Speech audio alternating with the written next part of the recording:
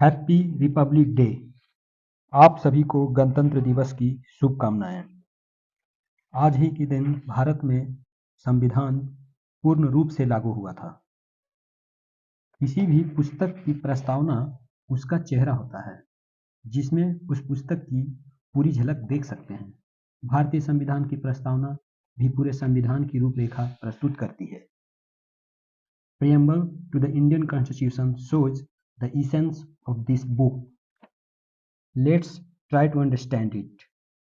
Our preamble has more than 80 words, but still it is a simple sentence, not compound nor complex. This is about somebody is doing something to someone.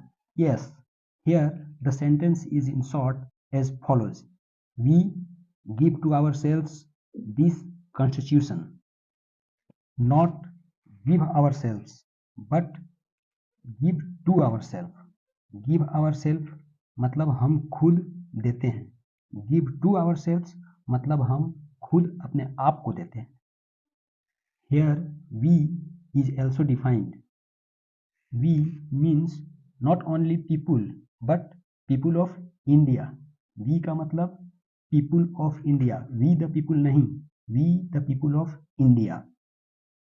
We का मतलब the people नहीं है, we का मतलब the people of India है। So hence the sentence becomes, we the people of India give to ourselves this constitution. Here we are not just giving this constitution, but before giving it has been adopted and enacted also. So now the sentence is, we the people of India adopt, enact and give to ourselves this constitution. And whenever we want to emphasize any action, we add do before the verb in English language in present indefinite sentences. So to emphasize the three actions adopt, enact and give, the word do is added here before all these three words, and the sentence now becomes, we the people of India do adopt, enact and give to ourselves this constitution. But here giving does not mean to give from hand to hand. The manner of giving is also mentioned here, and a manner of adverb hereby. The word hereby is added here to show that the constitution should be understood to have been given to us by just adopting and enacting and signing on this by the members of the Constituent Assembly. So this sentence now becomes, we the people of India do hereby adopt, enact and give to ourselves this constitution. But before doing all these things, some resolutions have been taken in our Constituent Assembly for our country and also for its citizen. हम भारत देश को कैसा देश बनाने वाले हैं और इसके नागरिकों को क्या अधिकार देने वाले हैं, यह भी प्रियम्बल में लिखा हुआ है। And all these resolutions have been taken by us. We, the people of India, have taken these resolutions. Total 3 resolutions have been taken in our preamble. 1 for India and 2 resolutions for its citizens. First, to constitute India into New India. Second, to secure to all its citizens something special, which are necessary for overall development of a human being. And third is to promote fraternity among all these citizens. सभी नागरिकों के बीच भाईचारा बढ़ाने का resolution भी preamble में लिया गया है। अब इन तीनों रिजोल्यूशंस को ज़रा विस्तार से समझते हैं। So the first resolution is to constitute India into a sovereign socialist secular democratic republic. What are all these words? आज़ादी के पहले भारत के कई हिस्सों में अलग अलग प्रकार की शासन व्यवस्था थी। जैसे हैदराबाद का निज़ाम, कहीं राजे राजवाड़े राज करते थे तो कहीं ब्रिटिश का सीधा हुकूमत था। जैसे central province, United province, Uttar Pradesh, Madhya Pradesh में सीधे ब्रिटिश का हुकूमत था। लेकिन प्रियम्बल में ऐसा रिजोल्यूशन लिया गया कि नया भारत रिपब्लिक होगा, गणतंत्र होगा। गण का मतलब चुने हुए लोग। चुने हुए लोग देश पर शासन करेंगे, जनतंत्र नहीं होगा। जन मतलब आम जनता शासन चलाती है, गण मतलब आम जनता के द्वारा चुने हुए लोग शासन करते हैं, इसे गणतंत्र कहते हैं। आज गणतंत्र दिवस है। अब राजा का बेटा राजा नहीं होगा, चुने हुए लोग शासन चलाएंगे। लेकिन चुने हुए लोग किस प्रकार चुनेंगे? चाइना भी रिपब्लिक है, but that is not a democratic Republic. भारतीय गणतंत्र में गण का चुनाव जन के द्वारा होगा, यानी आम जनता बहुमत के द्वारा अपने प्रतिनिधि यानी गण का चुनाव करेगी। So new India will B democratic India, democratic and Republic. Bharat देश का अपना कोई राजधर्म नहीं होगा, जैसे पाकिस्तान का राजधर्म है इस्लाम धर्म। भारत देश का अपना कोई धर्म नहीं होगा। यहाँ रहने वाले लोग अपने अपने धर्म को मान सकते हैं, पर भारत देश का अपना कोई धर्म नहीं होगा। जिस तरह से कुछ दिन पहले तक नेपाल का अपना धर्म हिंदू धर्म था। भारत देश एक सेकुलर देश रहेगा। That means we have taken resolution to constitute India into a secular democratic republic. देश में समाजवादी व्यवस्था होगी। पेड़ पौधे, खेत खलिहान, कारखाने, नदी, तालाब सभी पे पूरे समाज का हक होगा। वह किसी व्यक्ति विशेष के प्रयोग के लिए नहीं रखा जाएगा। India will B A socialist country.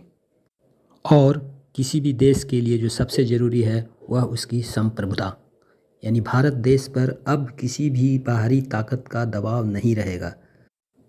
India will be now a sovereign country. So we the people of India have taken resolution to constitute India into a sovereign, socialist, secular, democratic republic. हम भारत को एक संप्रभुत्व संपन्न, समाजवादी, पंथ निरपेक्ष, लोकतांत्रिक गणराज्य बनाएंगे। Second resolution is to secure to all its citizens justice, liberty and equality.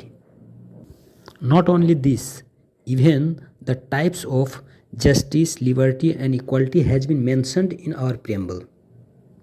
So the justice will be social, economic and political. Social justice में समाज में सभी को समान अवसर मिले, इसके लिए आरक्षण दिया गया। इकोनॉमिक जस्टिस में मनरेगा जैसा स्कीम चलाकर सभी को रोजगार के साधन दिए गए। और पॉलिटिकल जस्टिस में जैसे लोकल बॉडी इलेक्शन में SC, ST, OBC को आरक्षण दिया गया ताकि वे लोग भी राजनीति में अपने साझेदारी व्यक्त कर सके।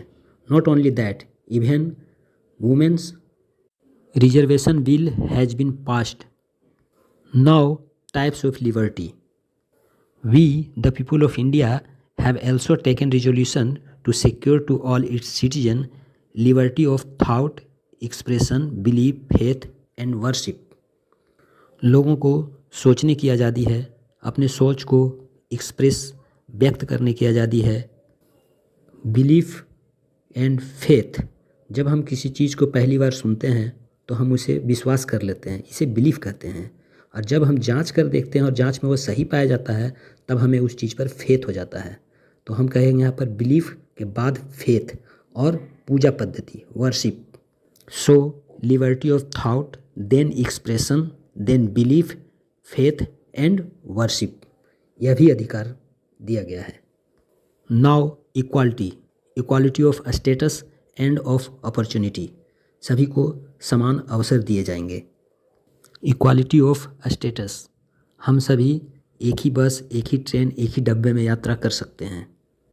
And third resolution is to promote fraternity among all citizens. How? Assuring the dignity of the individual and the unity and integrity of the nation. व्यक्तिगत सम्मान और देश की एकता और अखंडता को बनाए रखते हुए आपस में भाईचारा को बढ़ावा दिया जाएगा। भाईचारा को बढ़ावा देने के चक्कर में ऐसा ना हो कि बिहारी, बंगाली, पंजाबी के चक्कर में अलग अलग देश के टुकड़े हो जाएं। एकता और अखंडता को बनाए रखते हुए भाईचारा को बढ़ावा दिया जाएगा। So the preamble now becomes as follows. We, the people of India, having solemnly resolved, this resolution has been taken solemnly. बड़े पवित्र मन से यह रिजोल्यूशन लिया गया है। So we, the people of India, having solemnly resolved to constitute India into what? Into a sovereign, socialist, secular, democratic republic, and to secure to all its citizens justice. Three types of justice: justice, social, economic, and political, and liberty. Liberty of 5: thought, expression, belief, faith, and worship. And third is equality. Equality of status and of opportunity. And third resolution is to promote among them all fraternity. How? Assuring the dignity of the individual and the unity and integrity of the nation. All these resolutions has been taken in our Constituent Assembly when this 26th day of November 1949. So the preamble to the Constitution of India is as follows. We, the people of India, having solemnly resolved to constitute India into a sovereign, socialist, secular, democratic republic, and to secure to all its citizens justice, social, economic, and political, liberty of thought, expression, belief, faith, and worship, equality of status and of opportunity, and to promote among them all fraternity, assuring the dignity of the individual and the unity and integrity of the nation. In our Constituent Assembly, this 26th day of November 1949, do hereby adopt, enact, and give to ourselves this Constitution. सन 1930 से 26 जनवरी को पूरे देश में पूर्ण स्वराज दिवस के रूप में मनाया जाता था। हमें आज़ादी 15 अगस्त 1947 को मिली, तो 15 अगस्त 1947 से स्वतंत्रता दिवस मनाया जाने लगा। लेकिन देश में 2 दिवस मनाया जाता था, एक 26 जनवरी को पूर्ण स्वराज दिवस और दूसरा 15 अगस्त को स्वतंत्रता दिवस।